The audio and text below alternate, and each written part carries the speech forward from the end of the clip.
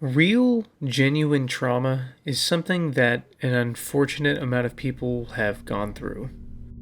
It is a cruel and horrific state of being that occurs after an extraordinary event happening in someone's life. It is potentially a permanent scar left on the residue of the cells in our mind, and it will continually batter and abuse you long after the abuse itself has passed. Working through it can be physically exhausting and mentally draining, requiring months, maybe even years of work to find yourself on the other side. There is no cure for trauma. There is no one method to deal with trauma. It is, however, when used in storytelling, a powerful tool that reminds us of what can make us human. The words I have to say may well be simple, but they're true.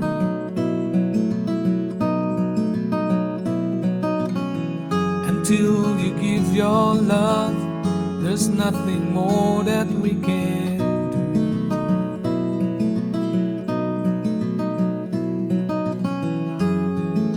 do. Love is the opening door.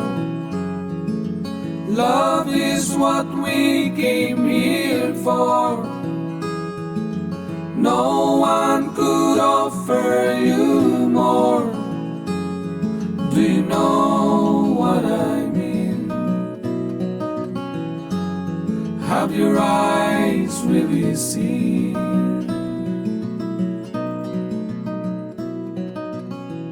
You say it's very hard.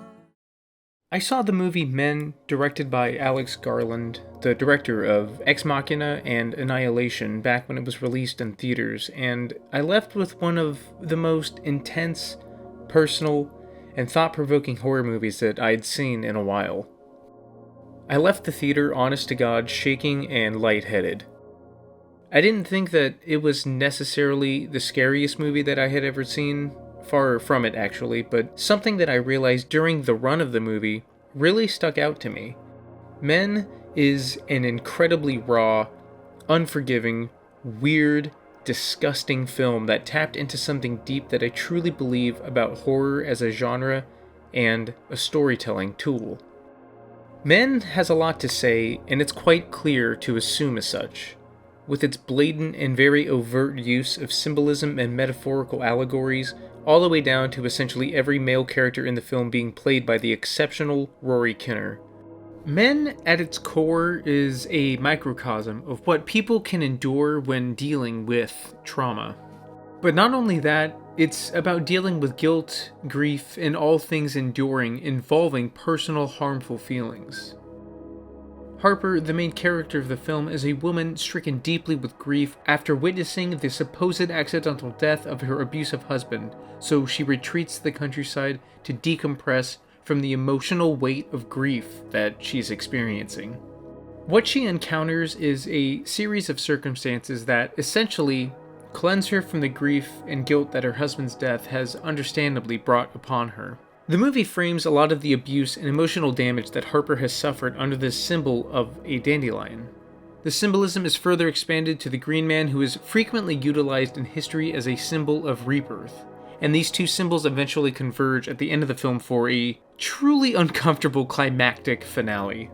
The gimmick of almost every male character in the film being played by one person, apart from being pretty on the nose, at least in terms of overt symbolism, does add this layer of supernatural uncomfortableness that permeates, especially throughout the latter half of the film. But if you didn't know that gimmick going into the movie, I think that it actually does a really good job of slowly unfolding that to you. You may notice the similarities between Joffrey and the initial close-up of the Green Man and his reflection when he's stalking Harper around the midway point of the movie. But it becomes impossible not to notice after the scene with the little boy and the priest in the churchyard.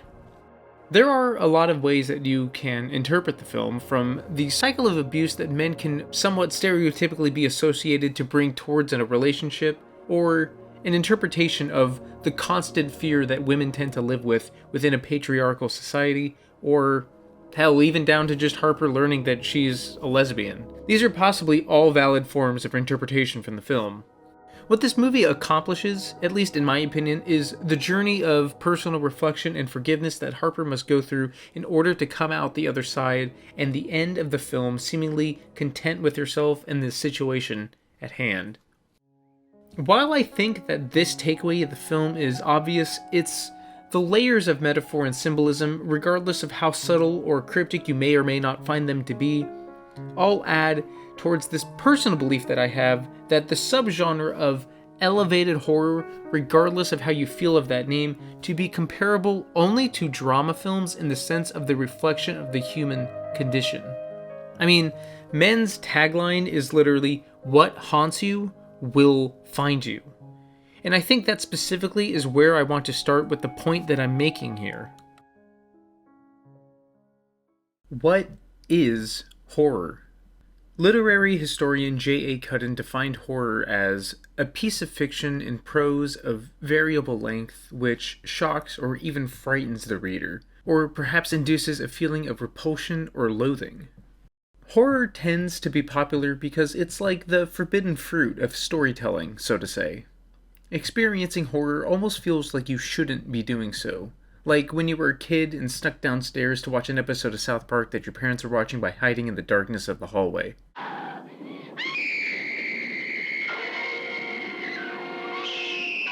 You enjoy it because it makes you uncomfortable and potentially gives you that fight or flight response, but within the confines of relative safety. You're not the one in danger when experiencing a horror story. Normal horror is kind of like riding a roller coaster. It's a rush. You feel excited, scared, joyful, intense, all at once. But psychological horror, which is the type of horror that I think the movie Men falls under, usually aims to create discomfort or dread by exposing common or universal psychological and emotional vulnerabilities and fears, and revealing the darker parts of the human psyche that most people may repress or deny. This often tends to have the subject matter lean into ideas of self-doubt, suspicion, and paranoia of others, themselves, and the world around them. While the genre, at least on the surface level, likes to mess with the audience in the sense that they may have a difficult time deciphering what is real and what isn't real in the confines and rules of the story being presented to them. Psychological horror, in my opinion, is the most pure genre of horror.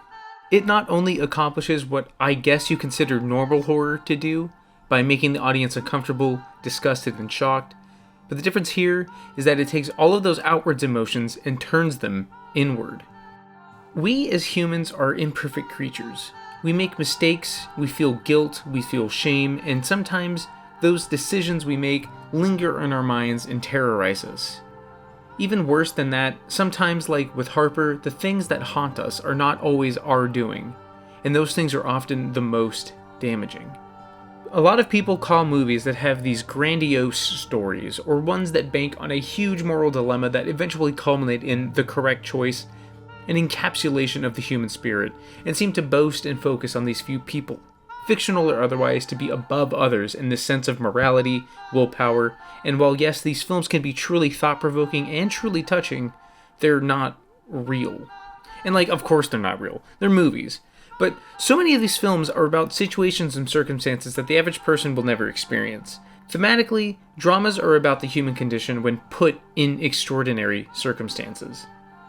Horror, more specifically psychological horror, and also, for a lack of a better term, elevated horror, tends to lean toward the human condition through mere existence.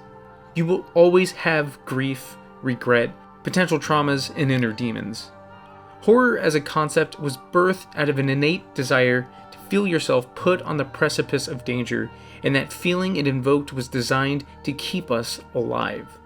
Using horror as a tool of a therapeutic process, both narratively and as a way for us to cope with our own emotions, can help us cope with daily life, the anxiety of existing, and the pain that is inherent with life itself. And what Men does with its storytelling, its symbolism, and its scares is put you in the shoes of someone struggling to come to terms with themselves. The entire finale is Harper dealing with the trauma born from one man in her life, personified as many different men, all in some way trying to get whatever forbidden fruit she, as a woman, still has to give to them. Or at least that's the way she believes these men to be behaving. From simple boyhood malevolence to forthcoming advances for men who hide behind the facade of a distinguished life, and further still to men that chauvinistically act like the good guy, all burdening her life, one man at a time, and becoming internally stronger as she deals with each variation of Jeffrey. But each of them are bearing the physical trait of their hands split apart from Harper's doing. But this also mirrors the physical damage that her husband suffered after hitting the ground. This all culminates in the final showdown that potentially shows her the qualities of her husband that all lie dormant within him in one way or another, being birthed out of each other, all stemming from the Green Man who has been stalking Harper throughout the movie.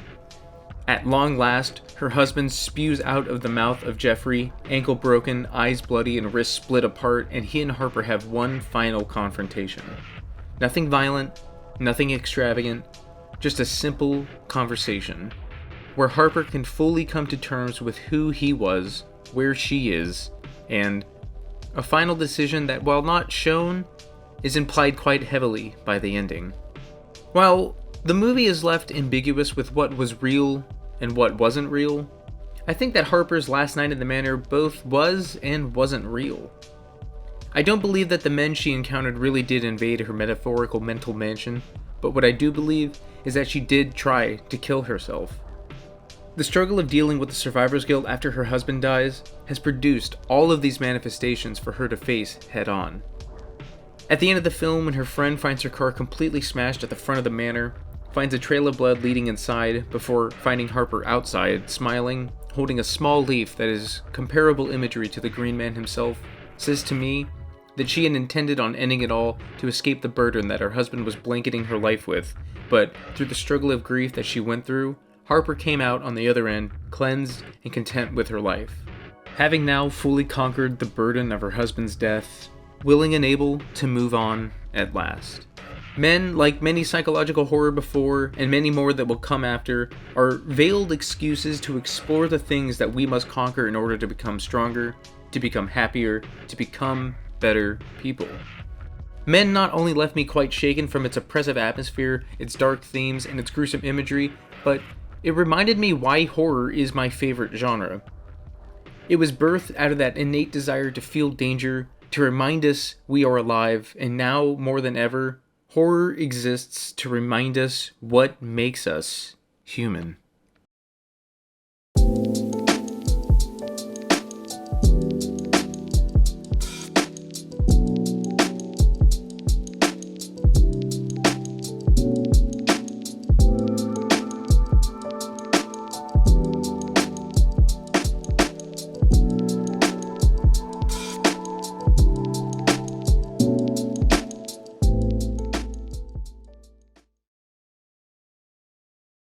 Tomato is a fruit, but it also a vegetable.